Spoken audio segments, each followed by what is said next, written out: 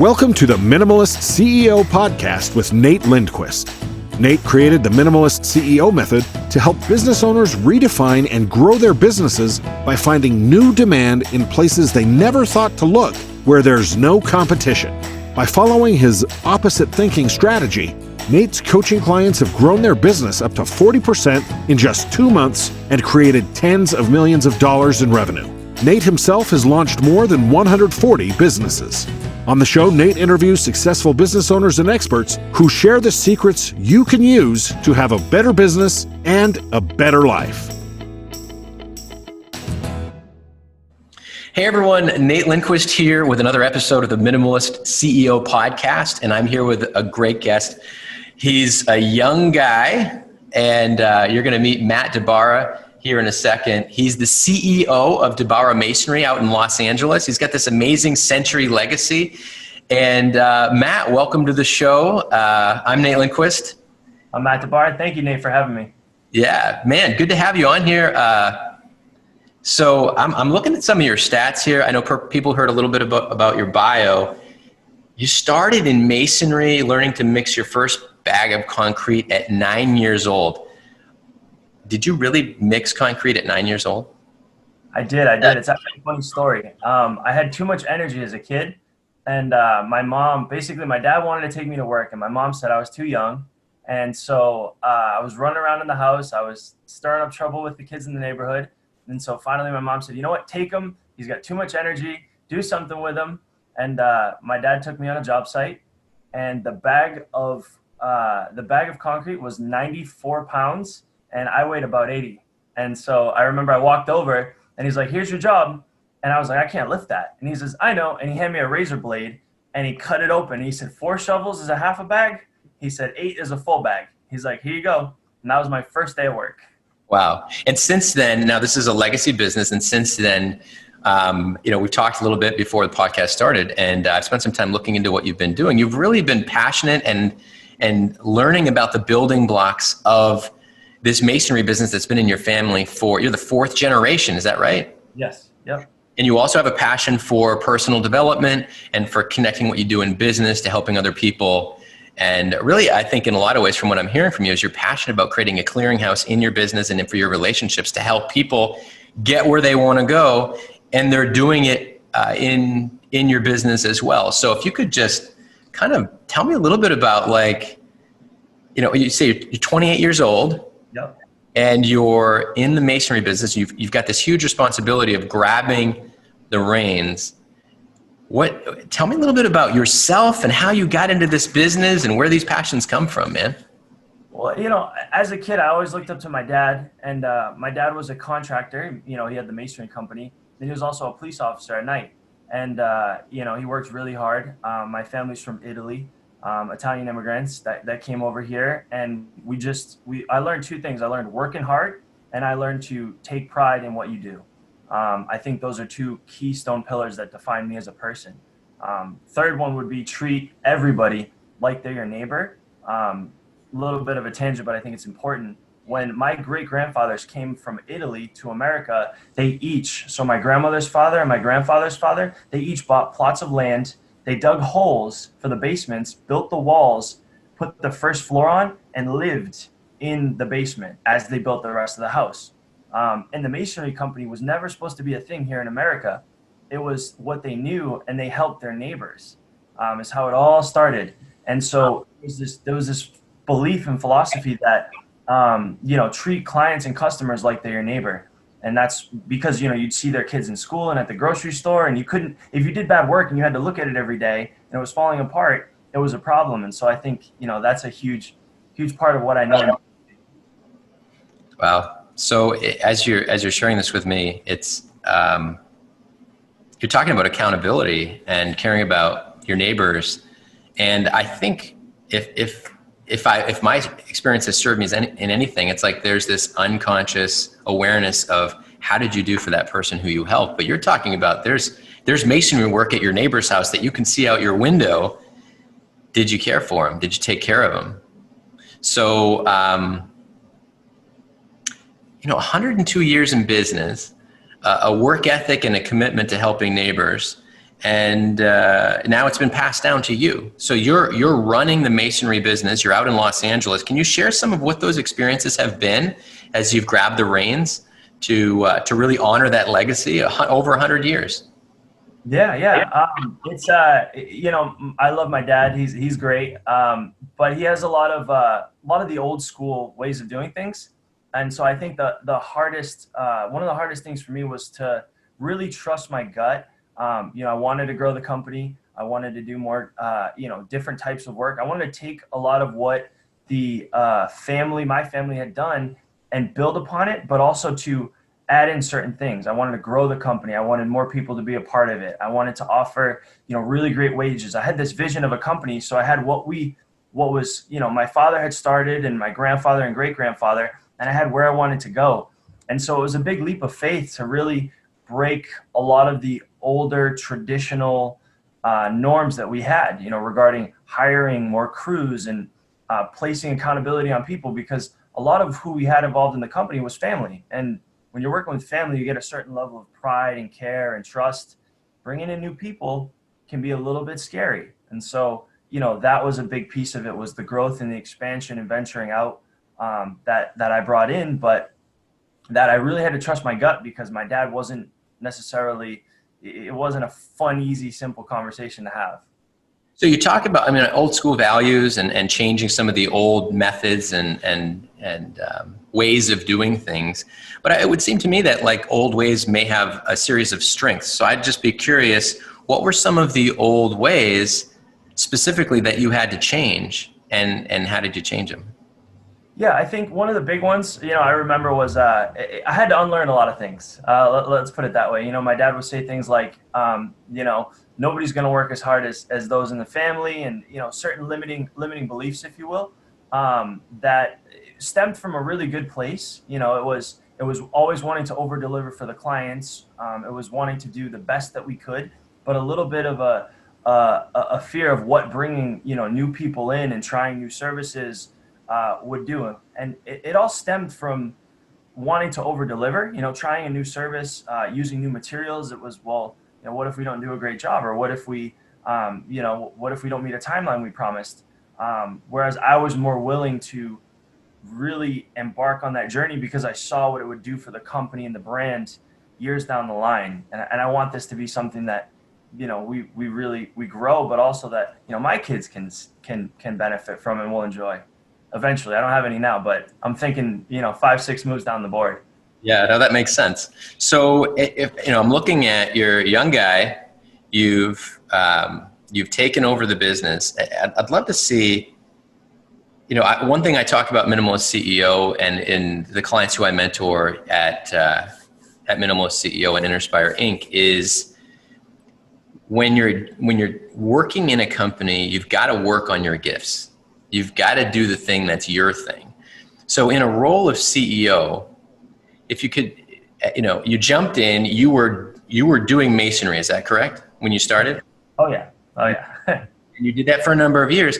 When you became the guy in charge and had this goal of growing the business in the way that you wanted, and this new vision that you're describing, when did it become like, hey, Matt's going to be the CEO? And you're like, wow, I'm going to be the CEO. And now I've got to do something with this using my gifts. So how did that happen? And what is the gift that you're bringing to this? What's the role that you're playing? Yeah. It's funny because when I reflect back as you're talking, I'm thinking, and the CEO role and the growth in the company was it was parallel to my journey in the field. Because I started as a laborer who knew nothing. My first job, as you have in the bio, there was mixing, mortar and concrete. The second was picking up trash. That was literally the second thing my dad did. He handed me a trash bag. He says, I don't want to see plastic water bottles on the job. I don't want to see any trash. And so I worked from this laborer and I learned a sense of humility. And then I worked my way up from a laborer to a semi-skilled laborer to a mason to a foreman.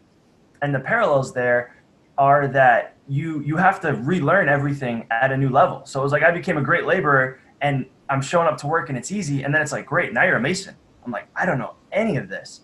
And so it's the ability to shift and learn quickly when I took over the company, and I stepped into the role as CEO, it was that same feeling of, oh my gosh, I have to, not unlearn per se, but very quickly learn a completely different skill set, and really tap into what I'm good at, which I think is leading people and setting a flagpole, a couple 100 feet down the field and saying, this is where we're going. And then getting the rest of the team, on board with that mission and that vision. But the field stuff really, really prepared me, that constant changing and shifting without realizing it. It was like my dad was building a CEO, like the Karate Kid. It was like I was going through this journey, and at the time I was not angry, but I was like, why is he so hard on me? Why is this so difficult? But it was that pushing of growth. And it was the moment that I took over the company, and I was dealing with all of these things that I wasn't quite familiar with. But the situations were the same as being in the field. I was like, one step at a time, ask questions if needed. There was all these simple things that I had done as a young kid, 10, 12, 14, running crews at 15, that I was able to lean on, that kind of connected all the dots for me. Like, oh, this was all, I was being trained for this. Yeah, that's interesting. So you have that perspective that says, I remember what it was like being in the field. You shared that you have a powerful vision for bringing a team together where everybody works hard. Everyone's moving towards that flag that you have 200 yards down the field. So was there a point, and could you share what happened? Was there a point where you stopped, like you left one day from working in the field and mixing concrete, and you went into the office? You went in to be the CEO, and you said, there has to be a letting go, right? I would imagine there had to be things, what we've seen in construction companies and small service businesses and a lot of businesses, it's like, I'm now going to run the company, but then you find out that they don't let go. And you're doing, I would imagine, well, from a revenue standpoint, you're doing over $1 million a year, and that was your goal. Yeah, well over, yeah. And you're doing well over now. You're growing that, so you've blown the doors off your goal, and you don't have to share exactly what that is. But can you share a little bit of the process of letting go? And do you remember the moment when you were like, "Whoa, I'm in suit clothes. I'm dressed up. I'm not out there with gloves on." Let's start with that. How did you do that? What were those steps? How'd you get to that point? Yeah, that's a really good question. It was hard for me because take one step back to connect everything. I went to a vocational high school, and I placed second in the country in a bricklaying competition. So I thought for many years, I was like, I want to be the best bricklayer in the world. And so it was a struggle of understanding, okay, this is what I thought I wanted, but I also had this big vision of running, the family business and making it really big, and and being a national name. And so it was really the turning point for me. The mental shift, which happened first, was for me to get there, I can't be in the field laying brick every day. And that was the first realization. So it was this key pivotal shift of, well, this has to go in order for me to grow. And so to answer your question specifically, there was I realized that the best transition for me to get out of the field, which was the hardest part, was for me to go into sales, was for me to actually go and meet the clients. That was probably the easiest transition. And so that was the first jump that I made. But I remember it. I remember the first day, selling a project, and I was putting on shoes, like nice shoes, and lacing up my boots. And I remember that day, and I was a little bit sad. It was a weird feeling because I was sad but happy, because it was like I truly enjoyed being out there with my dad, and there was a lot of things that I was going to have to give up in order to get where I wanted to go. Some of the best memories I have were on projects with my dad, building different projects, and that bond. And I knew this was just me alone selling projects, but it was for something much bigger, so I was okay with it. So as you made that transition, was there an element of like, I'm going to have to train someone to take my place in the field, like a project manager or a site manager or a foreman or a super on the job? Like, was that the next step for you, is finding someone or someone's to replace what you were doing? Yeah, I think when I made the shift mentally, so the mental shift was first, that for me to get where I want to go, that I can't be laying brick in the field every day. Then we started looking for people, and it's tough because all of a sudden I looked and I said, I don't know if there's anybody that can replace what I'm doing at this level. So immediately it shifts your frame of mind, like, oh, I gotta find somebody that can operate, the same way I do in the field. Because we have a great team, but there was like I said, the bricklaying competition, and there were certain things that I brought to the table on really, really difficult jobs. That was a void we needed to fill. So all of a sudden the hiring process changed, the vetting process changed. It was like, this is the target. And so, we started looking. Which to be more like, to be able to do work more of the caliber that you were doing, and having a set of standards that you hired against. And maybe, did you hire from within? Did you hire outside? Did you do a little bit of both? We did both. It was just, for me, it was the big thing there was an unrelenting standard. I was like, this is the target. I'm not going to settle. I did hundreds of interviews, hundreds. Once the work was getting done. So you're out in, you're out where you're in the office, you're doing sales, you're doing estimates. How did you make sure that when that work was happening at your neighbor's house, that they weren't doing a shitty job? I mean, you got a real risk here. You got a family's brand, you got a legacy. Oh, we got this new guy, Carl, and he's out there and he's gonna, he seems to have a good resume. Everything looks good on paper. He's out in the field 3 days into a job. It's, how do you know if it's going well?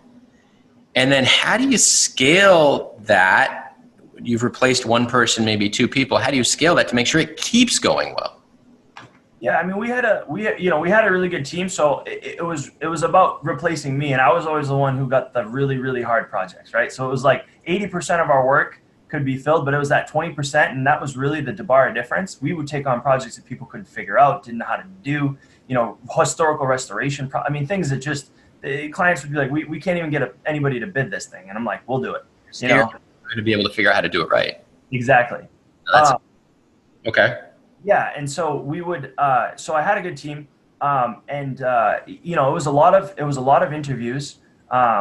But to manage it, the first thing was I had a meeting with the foreman, and I got everybody on the same page. I said, "Look, this is what we're doing. This is where we're heading." And then I had them send photos, and I think at that time it was, it would have been 4 or 5 times a day. It was just pictures of the job. I wanted to see close up and far away, and I would get photos from all 4 or 5 of these foremen while I'm on sales appointments. So it would be like 9 o'clock, 12 o'clock, 2 o'clock, 4 o'clock. And then I wanted a phone call at the end of the day because I managed every project like it was my neighbor or my family. I was like, there is no room for error. And then we came up with a process where we, and I think this will be helpful, is where we vetted anybody new. So I took the bricklaying competition that I did in high school and won second in the country, and I modeled that. And so I would actually have people come to our yard and build on the weekends. I'd line up 3, 4, 5 of them. I'd go there on a Saturday. I'd open it up. I'd set all the work areas. And they, because one of the hardest things about this industry is you have to be mentally capable and you have to be physically capable. So, you have to be able to read blueprints and think critically, but you also have to be able to do the work. So I'm like, how do I, so many people say they can do it. How do you manage that? So I mocked up that competition and had them actually, build right in front of me. And would you tear everything down after they were done? Is that how it works? Everything. Yep. Okay. Well, that's awesome. So you created a challenge internally for the team. It sounds like you made it fun. So I would love to know then, in the process of taking over the helm, you're adopting someone else's team, it sounds like, and there had to be a transition there. Like, you mean you're going to put the kid in charge? How did you overcome that? And what are some of the challenges that you face in growing a successful business as a hands-on business owner? Yeah, I think, it ties back to being in the field. I remember the first day I was a foreman, I was running crews at 16. And, it's when you're telling a 30, 40, 50-year-old person how to do something, you better know how to communicate. And that was a big thing. So I relied on a couple of things. The fact that I knew what I was doing, and the fact that it was always collaborative, and I was humble. So it was never, hey, do this. It was always, what are your thoughts on this? What's the best way to do this? And we would have team huddles. So I came up with this thing where we would literally, if we ran into a job site issue, instead of pulling the foreman aside, I would pull the foreman, the mason, and the laborers aside. And we would stop all work and we'd say, all right, we came across this gas line. What do we think we need to do here? And I would ask everybody. So it wasn't, I didn't believe in, one thing that my dad taught me was, and it was the family ethos, was we didn't believe in job titles and seniority. I remember the first day my dad had me lay brick. We had a guy working for us that was there for about 15 years. And, he was laying brick and he was slow that day, might have been tired or whatever. Quality was great, but speed wasn't. And he says, all right, Matt, you're up. And he pulled him off and had a mixed mortar for me. And he said, I'm going to see. And he said, in an hour, if you lay more brick than him, he said, you're going to be on the wall. And so it was this, it wasn't a disrespect thing, but it was like, look, at the end of the day, what's most important is the job for the client. There is no ego here. If you're tired today, you can mix mortar. We're going to get this thing done on our timeline and with our quality standards. Yeah, that's amazing. Your level of focus on that, the ability to be the humble quarterback, and not that just the like, hey, I'm the best guy on the team, so I'm going to tell you what to do. To be able to demonstrate, if you look at the strength in any relationships, we talk a lot to our clients about understanding the storm. So getting that job done is the storm, but being able to seek understanding, look at the root cause that creates cooperation, that creates collaboration. You seem to have that at a very young age. And this team huddles idea is like, okay, the story that in relationships, the story that I'm telling myself is that you're doing the best on that wall, and there's something keeping you from, hitting the goal, solving the problem. So let's regroup, help me understand what's really going on. And you allowed, if I'm not mistaken, you allowed them to tell you what was going on. You didn't say you're wrong. So what were those conversations like when you're talking to this 50-year-old, grizzled, rough, big-handed masonry dude who, with biceps that are bigger than my leg? Like, how did those conversations go? They weren't always easy. They were definitely, they were hard. I think, it's just, there's a relationship equity that is built. I think that's a key part of it, right? I was always the first one on the job. I was the last one to leave. I didn't always ask for help necessarily. I was the type of person where, for example, if we got a delivery on a job site, and I think this kind of ties into what you're saying, I wouldn't necessarily be the one to be like, all right, everybody stop, let's unload this thing. I would just start carrying bags, right? I would just start carrying bags, and I would see if I carried 6 or 7 of them, the laborer would come over, then the mason, then the foreman. And so it was really, it was a lot of subtleties that built up that equity to then be able to go in these conversations and say, look, we got a 5-day deadline. At this pace, we're at 8 days. I need your help. And I always made it a fun challenge. I think that was a big key part of it, was never being like, look, it was always about the one thing I think that we unintentionally created an ethos for was the client. And I said, look, it's not about me. I don't care if this thing takes 12 days. Truly. We promised the client 5 days. And I'm not paying you, right? The client's paying you. I'm not paid by, I'm paid by the client, you're paid by the client. So we just did a good job of explaining, look, this isn't, you're not here to make me happy. We're here to make the client happy. And we promised them 5 days, so how can we get there? What's this going to take? And it was always like I like to make fun challenges. That was another key thing that we did was, I'd get in there and I would start laying. That'd be like a fun thing for the guys. Because when I became a manager in the field, I wasn't really working. And so every so often, if we were behind, I would lay. Like I would get in there for an hour and I'd be like, come on, let's see. You guys are doing, 40 blocks an hour. Let's see if we can get 60. And I'd be in there pushing and laying the blocks and, and then it'd get everybody excited. And that was most of the conversations. Every so often you had to have a tough one where it was, and I think this will be helpful is, you need to have that conversation of, we're not leaving until it's done. And that was the tone. And, sometimes we had to have those, we pull out a set of lights. I was never a really tough, leader per se, but it was, if there was a situation where my dad was like, look, we are going to, this project on Monday and, it's a new relationship. We need to be there. And, we were struggling to get it done on Friday. I would just say, look, guys, we're staying until this is done. And I'd go to the trailer, I'd grab a set of lights and I'd say, I'd plug them in and I'd be like, we're here till it's done. So, but that would set the stage for how serious I was if it were that situation. Boy, a moment where you really separate the men from the boys. Like if you're here a team player, those lights come out, you rally cry, you put on your battle cap, you get your hat on backwards and you're like, let's go. So that's good. And the other one's whine. And then I think it crystallizes the people who are in there for the team and the people who are in there for themselves. So that's brilliant. You've got wisdom in this beyond your years, man. I'm super, you don't need to impress me, but I got to tell you, anyone listening to this who's in a business is learning our listeners are going to learn from you. And whatever business I'm building, I would absolutely say, listen, Matt, like, I want your input. I want your insight. It's brilliant. I say that all, I've had a lot of interviews. I've connected with a lot of people in business, and you're the real deal, man. So I'm going to challenge you then in a couple places before we wrap up, because we're running short on time. And sometimes I wish, like, this is one of those interviews where, like, I wish we could just go for an hour or more. And maybe we will get to that point. I love the idea for sure of digging deeper and having you back. I want to build something with you, maybe not with brick, but I for sure want to. Okay, so you're in a business. Let me give you a scenario. And today you're in a business, say you're in a building business, construction, whatever, which is, in alignment with what you're doing. And you want to reinvigorate your business, and you've still held on. So you're the owner, you're the founder, you've still held on to so much. Maybe you're now in your 50s and you're still like holding on too much, but you're doing $2 or $3 million worth of business, but there's a bunch of opportunities. You can't get estimates done enough. You can't seem to find the right people, and cash flow is so tight, you're hesitating to hire people. There's people not getting paid, but you're very good at what you do. What do you do? What's the first thing you do? And I would say, this is how I want you to answer it. And it's a big question. What do you do today? What do you do over the first 30 days? And what do you do over the first 90 days? And you don't have to give the whole story, but someone brings you in that situation. What advice, let's go to you got to fix this situation. What do you tell that person? Yeah, great question. I mean, the first thing, I've owned other businesses and have sold and bought, and we can get into that on the next one.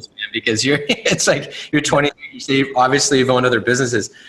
That's another rabbit trail that we can go down, but it's not obvious to me, but man, I bet you whatever business you do run, you're probably going to run the hell out of it and do a great job. But in this one, what would you do? Exactly.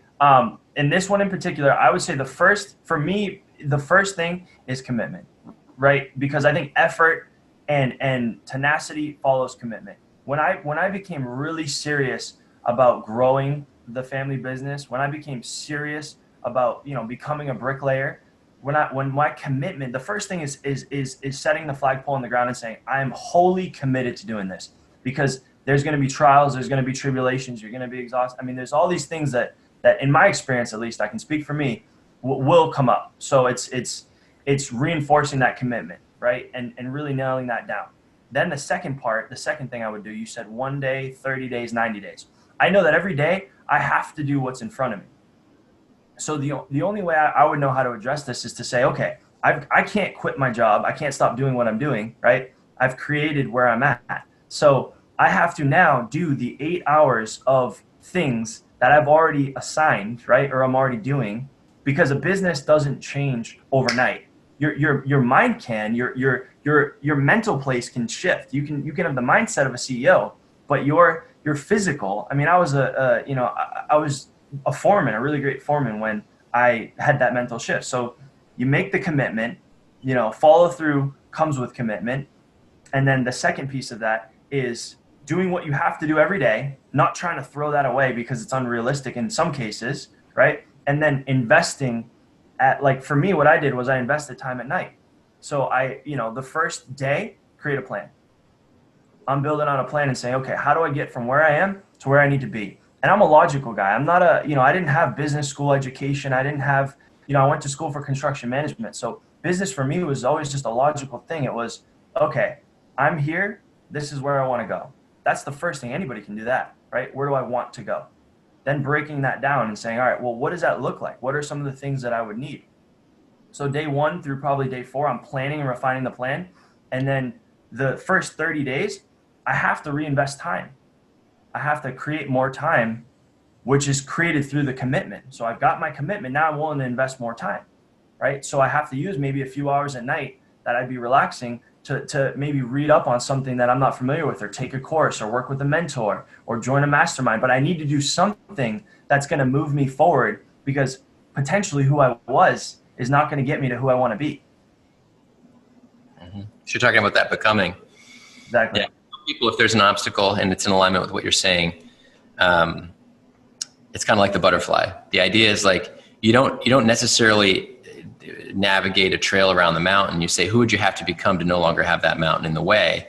So, and then on the other side, it's like, yeah, but also be willing to start hiking. There's like the hiking and the becoming. I see people like, now I'm a CEO. I've become that. I'm becoming that. I've learned that. It's like, you stopped hiking. And the other side is I started hiking, but I don't know how to navigate. I don't know where I'm going. I don't know who I'm going to become. So I think it's a balance of both that we've noticed. And I also think it's a stripping away, like you mentioned earlier, the limited beliefs, like I don't have the money. It's like, oh, I only have a couple thousand or $5,000 in the bank. I can't take the time to do an estimate. So what I tell my clients is, what's some low-hanging fruit? What's an opportunity? What could you do right now to put, $10, $15, $20,000 extra in the bank right away? How could you creatively arrive at that? And how quickly can you do that? And can you start taking the steps right now? And then it's definitely the commitment. So that's huge. I think already what you've shared is super valuable. I would say one more thing that I'd love to ask is, if you were to identify a big mistake that you've made where you really just fell on your face in the business, where you're like, whoa, I think mistakes are just an amazing launch pad to new opportunities. So where's a place where you fell flat on your face? And first, what happened? And then how did you turn it around? That's a good one.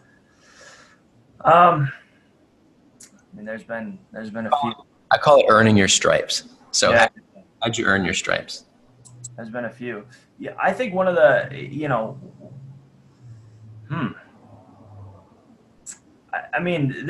there's the literal, but I think the biggest mistake I made, truly, and I think what would be most beneficial for everybody here, was I didn't think big enough. I think that was, if I look back at what I feel like I fell flat on, it was, I had these gifts and these potentials, and it was this small little whisper of like, I think I can grow this business, or I think I can, and I never really thought big enough. I thought just what was in front of me. I'm like, I want to be a laborer. I want to be a mason. And I think that was really a huge mistake for me, was not just even allowing myself to feel what it would be like to have DiBara Masonry in 10 states, or just visualize that, or to think that big. How many states are you in right now? I'm sorry? How many states are you in right now? One state. Okay. So you're thinking bigger on that front. Where did it cost you early in the game, not, thinking too small? Like what were the consequences? Obviously you've changed that thinking. You've got things in motion.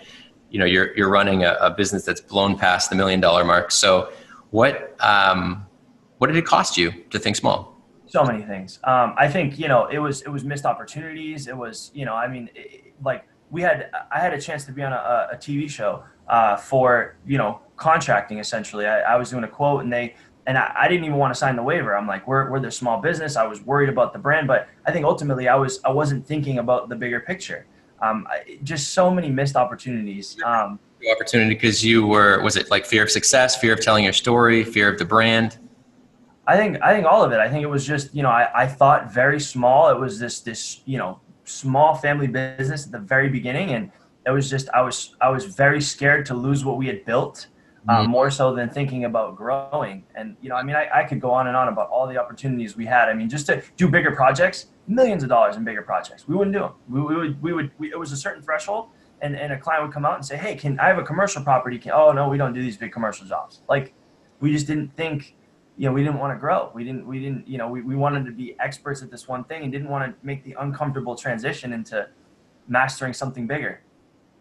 Yeah, that's a big lesson, the idea of fearing losing what you built. So therefore you start going backwards and you don't get outside your comfort zone. I was going to say, share a concrete example, which I was like, oh, geez, I can't say that right now. Share I love that. This is great. This is really valuable, Matt. And I think for our listeners, you've got so much. I'm sure you've had a bunch of ideas pop up. And is there a piece of advice, a tip, something that you would want to share to other business owners? Maybe they're burning themselves out. Maybe they've lost the enthusiasm for what they've built. Maybe they're just not seeing the revenue that they want, or they're just unsure. How many times do I hear, I just want to go get a job? I've heard that. Yeah, God, maybe I should just have a 9-to-5. But what advice would you say, maybe something I didn't ask about, a little nugget, maybe a ritual, or just something that could help our audience go and take action? Some advice you could give that would help them. It's funny. I saw a friend of mine a few days ago, and we were talking about something similar. I would say the biggest piece of it is just to really, and it might sound cliche, but I want this to land and be heavy, is to truly never give up. There were so many times in my life where I was like, I don't think I can do this. And I asked myself one question, and this might be really helpful, is this challenging me? am I growing? Am I becoming a better person? I swore to myself about a year and a half ago, I said, if DiBara Masonry no longer does those things, I will walk away. And every single day it does those things. I'm challenged, I'm growing, I'm outside of my comfort zone. So understanding that is a benefit in and of itself. There were times where I was struggling with the business and people would be like, you should just give up. Why are you working so hard? You're working so many hours. You're this, you're that. And it's like, you know, that sounded nice because there's always that element of like, well, that'd be easy. But I flipped it in my head and I said, you know what? As long as I'm growing and being challenged and this isn't just overly easy and I'm becoming a better person because of it, I'm going to continue to persevere. So those questions for me were the flip in all problems and situations I have where I'm now excited by them. Yeah, that's great advice. It's interesting. I have something called the GIFTS formula, and we'll talk more, but it's an acronym. There's a deeper part of it, but I call it the GIFTS criteria. It allows you into the formula, and without getting into too much detail, the questions are, if you can't say yes, get out. Make a change. Get it to yes. Are you giving and growing? Does it inspire you? Are you willing to focus only on this? Are you going to access to resources, tools, talents, and teams outside yourself to get outside of what you know so you can grow? Letting go, like we talked about. And then are you willing to say, how may I serve? That's the S, service. So I love that you said that. I'm like, oh my God, he knows the GIFTS criteria. But I think you've done it. You've demonstrated that you've got that commitment. You've got the effort. You've got the tenacity. And can I say you've got the building blocks that I hope everyone's listening to? I think I don't know if I care. So Matt, this has been awesome. I appreciate you so much being on the podcast. I know that our listeners are going to get a ton of value from it. And I think it'd be great for us to stay in touch. I absolutely loved, I'm like, wow, this guy really knows what he's talking about. Because, you know, you can't just say the stripes, you can't read about it in the book. Your stories, your insights, the answers that you shared demonstrate that you're in the trenches doing the work, solving the problems. You don't come up with those conclusions just by getting it right the first time. So I would say if people want to get in touch with you, I'd love to share something in the show notes or anything you can say right now for them to be able to reach out, get in touch with you. Maybe they get some masonry work, or maybe they just want some advice. Where would they reach you? Yeah, absolutely. I mean, you can send me an email. I'm pretty straightforward. MDIBARA, mdibara@gmail.com is awesome. Yeah, we got some exciting stuff coming out. I have a book for homeowners called the Undercover Contractor. So there'll be all sorts of cool stuff launching in the next month and a half, putting the finishing touches on it. You brought up an interesting point, and I'm sorry, you have the Undercover Contractor, how not to get, we're going to say effed by your contractor, and you have a podcast, is that right? Well, we're going to launch that in about a month and a half as well, 2 months. The Undercover Contractor Podcast. So that's super valuable. We'll put all that information down in the show notes. I hope to get my signed copy of your book because that's awesome.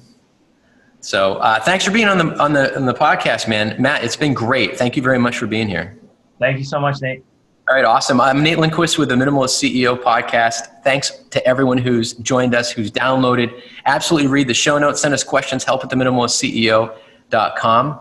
And we're going to come back and we're going to help, instead of adding a bunch to your business, adding a bunch to your strategy, we're going to help you strip away, focus on the essentials, and then plug in what works.